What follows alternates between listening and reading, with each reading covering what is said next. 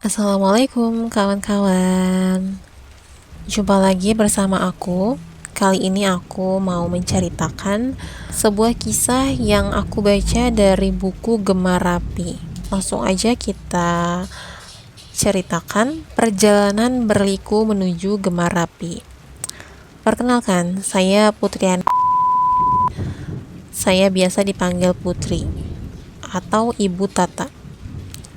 Saya anak pertama dari 5 bersaudara dengan masa kecil yang bisa dikatakan full of flowers and butterflies, yaitu kehidupan masa kanak-kanak yang penuh tawa dan selalu ceria. Pokoknya semua indah. Bukan karena saya terlahir dari keluarga berada dan serba punya. Abi saya guru seni SMA, sedangkan Umi adalah koki andal, guru, perawat, akuntan, manajer, keuangan, dan ketua geng di rumah. Ya, beliau ibarat ratu serba bisa. Alhamdulillah, tidak ada sedikit pun terekam di ingatan saya tentang masa kanak-kanak yang sedih dan sendu. Kalaupun ada nilai kehidupan yang diwariskan orang tua dan sangat mengakar di benak saya, itu adalah ajaran untuk selalu menikmati hidup. Nah, dalam rangka menikmati hidup, kenyamanan menjadi salah satu faktor utama yang harus terpenuhi. Hal ini menyebabkan saya menjadi orang yang ekstra dan maksimalis. Apapun akan saya sediakan, yang penting saya nyaman. Karena itulah saya harus hidup dengan banyak sekali barang. Ya, bagaimana lagi? Semua demi kenikmatan hidup. Hehe. Orang tua pun cenderung mendukung hal ini. Contohnya, saat masuk pesantren, saya dibawakan 2 lemari. Satu lemari berukuran besar untuk menampung pakaian dan satu lemari laci untuk barang-barang keperluan lain. Bahkan ada semua koleksi Barbie dan makanan favorit saya. Tidak lupa saya juga dibekali dengan kasur super nyaman dan tebal. Benar-benar berbeda dengan teman lain yang lemarinya kecil dan kadang hanya tidur beralaskan kasur tipis. Kebiasaan itu pun terbawa hingga kuliah. Misalnya, saya dibawakan seperangkat komputer lengkap dengan printer. Padahal pada masa itu mengetik dan mengerjakan tugas di rental komputer adalah hal yang umum. Belum banyak mahasiswa yang punya komputer sendiri. Malah tidak lama kemudian, Abi mengirimi saya sepeda motor. Padahal saya belum bisa mengendarai motor dan belum punya surat izin mengemudi.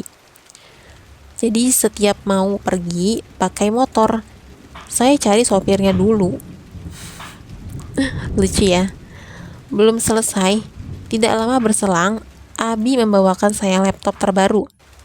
Saat itu jumlah mahasiswa berlaptop di kampus saya masih dibilang hitungan jari. Saya pun ingat, di pertengahan kuliah saya harus ikut kuliah kerja nyata atau KKN di sebuah desa di Pemalang, Jawa Tengah.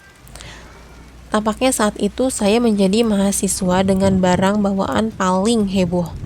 Saya membawa 9 tas, bukan cuman guling dan selimut. Segala ember dan gantungan juga saya bawa. Semua demi prinsip. Apapun yang terjadi, saya harus nyaman di tempat KKN. Kenyamanan itu juga pada akhirnya meningkatkan kadar kecuekan saya. Bodoh amat lemari berantakan gak karuan, yang penting area kasur senantiasa rapi dan siap untuk direbahi. Berbenah pakaian adalah kegiatan yang sangat di luar jangkauan saya. Masuk kategori tidak penting. Kata Umi, saya satu-satunya anak yang gak minta dibelikan setrikaan saat akan merantau. Saya malas nyetrika sendiri dulu. Waktu di Purwokerto, seringkali saya mengirim pakaian ke gerai laundry kiloan, yang pada masa itu murah enggak kira-kira. Cukup dengan beberapa ribu rupiah per kilogram, pakaian kotor saya kembali wangi dan rapi. Saat saya memasuki semester 3, adik kedua saya ikut berkuliah di kota yang sama. Dia ini kebalikan saya, suka sekali menyetrika. Hasil setrikaan laundry yang bagi saya sudah rapi ditolaknya mentah-mentah, katanya kurang licin. Jadi demi kepuasan hatinya, adik saya memilih mendedikasikan diri untuk menyetrika pakaian kami. Ya, saya sih alhamdulillah saja, biaya cuci kering tanpa setrika kan lebih murah. Beberapa adik saya di Purwokerto harus diakui semakin meningkatkan kenyamanan saya. Jadi saya ada teman untuk mengerjakan hobi lain, yaitu menonton film dan berbelanja. Eits, tetapi kami berfoya-foya menggunakan hasil jerih payah sendiri. Saat itu sambil kuliah, kami mengajar juga untuk anak SMP dan SMA. Setiap 2 minggu kami mendapat honor mengajar. Nah, uang itulah yang kami gunakan untuk bersenang-senang. Kegiatan berbelanja pada gilirannya menambah banyak jumlah barang milik saya di Purwokerto. Mulai dari buku, pakaian, boneka, hingga pernak-pernik tidak penting selalu kami beli setiap kali pergi keluar rumah. Biasanya setiap beberapa hari kami akan berkeliaran di kota dan pertokoan untuk menyewa DVD dan VCD. Ya, sekalian jajan dan cuci mata. Sungguh sangat konsumtif. Saya ingat metode bebenah saya dan adik di kos hanya satu, yaitu memasukkan semua ke lemari, lalu menutup pintu lemari. Kamar pun kembali rapi. Kembali ke tentang kerapian di rumah. Memang tidak bisa dibilang rumah kami berantakan parah, cuman kerapian bukan menjadi prioritas. Jadi meletakkan barang sesuka hati itu lumrah. Dengan 5 anak dan kadang tanpa ART, saya bisa memahami kenapa beberes bukanlah hal utama. Apalagi Umi sudah memiliki medan perangnya sendiri dan itu bukan bebenah rumah. Bagi Umi yang penting adalah fungsi bukan estetika. Jadi selama rumah masih berfungsi sebagaimana mestinya, ya Umi santai saja melihat beberapa area dijajah clutter alias agak berantakan. Sedangkan Abi kebalikan dari Umi. Secara beliau orang seni, sangat berorientasi pada estetika. Dalam hal menyimpan barang, Abi super rapi, sampai-sampai orang lain tidak akan bisa menemukannya. Setelah Abi meninggal, sampai sekarang kami masih suka menemukan kejutan dari harta penyimpanan Abi. Kombinasi keduanya mewariskan standar kerapihan yang cukup random untuk saya dan adik-adik. Di satu sisi kami super cuek, namun di sisi lain ketika hidayah menyapa, kami bisa super duper rapi. Dari keduanya juga saya banyak belajar cara memanfaatkan benda sebaik mungkin. Umi misalnya, mengajari saya menjahit pakaian yang robek atau bolong. Kata Umi, daster boleh belel, tetapi nggak boleh bolong dan robek. Umi juga mengajarkan cara mengalihfungsikan barang-barang yang sudah tidak bisa digunakan lagi. Dan dari Umi juga saya belajar bahwa sesuatu yang tidak berharga untuk kita ternyata bisa sangat berharga bagi orang lain. Umi rajin menyalurkan barang-barang preloved kami kepada orang yang lebih membutuhkan. Dulu, Umi selalu mewanti-wanti saya. Katanya saya harus lebih rajin bebenah, karena suatu saat akan menikah. Dan belum tentu punya suami akan memiliki standar secuek saya. Plus, gak enak katanya sama mertua kalau kayak malas. Plus, nggak enak katanya sama mertua kalau saya malas. Namun, hal tersebut seperti angin lalu saja buat saya. Saya tetap menikmati hidup dengan segala kecuekan dan kemalasan. Lulus kuliah S1, saya memutuskan melanjutkan program S2 di Universitas Negeri Jakarta atau UNJ. Jurusan Manajemen Pendidikan. Tujuan saya berkuliah di sana murni ingin menyenangkan Abi.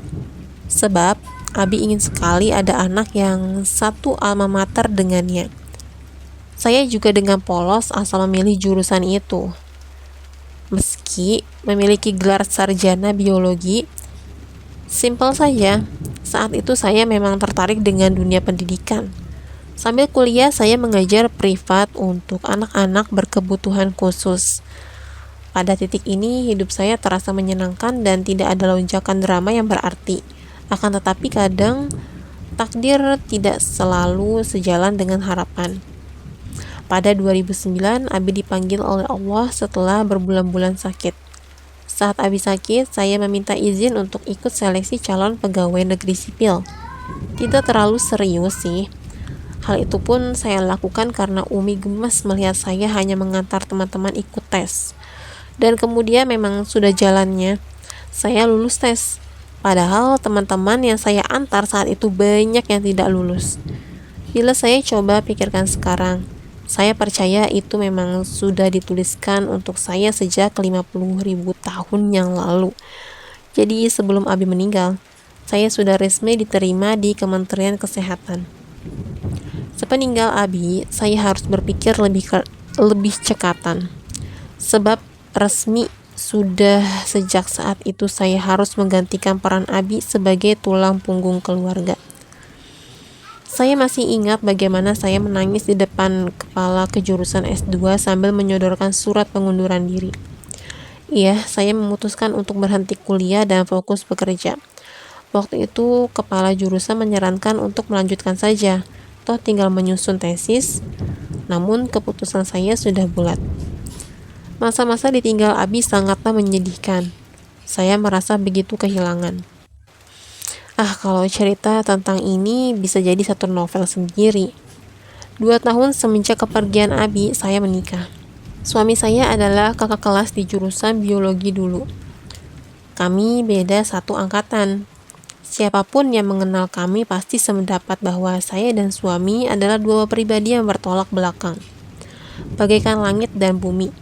Kesamaan di antara kami paling-paling hanya sama-sama anak sulung dan suka biologi. Berkebalikan dengan saya, suami adalah orang yang minimalis dan rapi. Saya ingat, waktu kuliah dulu saya dipinjami buku catatan materi kuliah olehnya. Saya kaget bukan main. Bahkan buku catatannya jauh lebih rapi dibandingkan materi kuliah milik saya yang baru dicetak beberapa hari sebelumnya. Beliau juga sangat perfeksionis, benar-benar berbeda dengan saya. Sampai akhirnya saya berkunjung ke rumah mertua untuk pertama kali.